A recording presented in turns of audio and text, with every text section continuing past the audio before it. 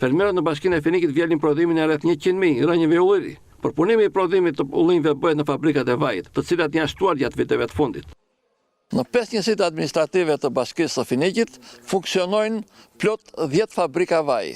Disa prej tyre kanë qenë të vjetra dhe janë rikonstruktuar nga pronarët e tyre gjatë viteve të fundit.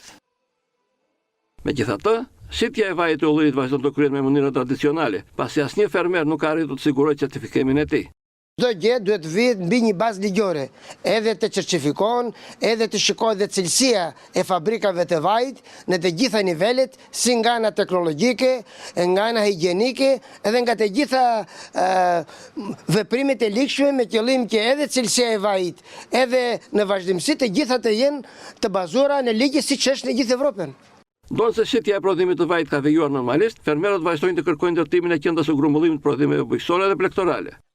Do thoshe që është gjëja më e nevojshme që ky vend që të popullohet, të jetohet, të zhvillohet, është gjëja më e domosdoshme dhe e produkteve bujqësore dhe e produkteve plektorale, të cilët duhet të organizojë shteti, se neve nuk kemi kooperativa ose biznesmen të organizuar siç janë në kooperativat mindistonjës dhe jo kooperativat e vjetës që ishin të Evropës, kështu që duhet nga shteti të bëjnë përpjekjet e tilla në bashkëpunim me bashkitë, me biznesmenët, me qëllim që edhe të mëdhenjt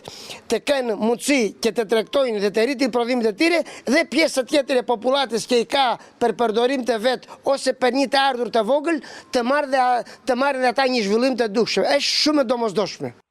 Banorët e Fenikit e përdorin vajin e ullirit për nevojat familjare apo të fëmijëve emigrant, por ka edhe disa fermerë të cilët e shesin vajin në tregun e brendshëm.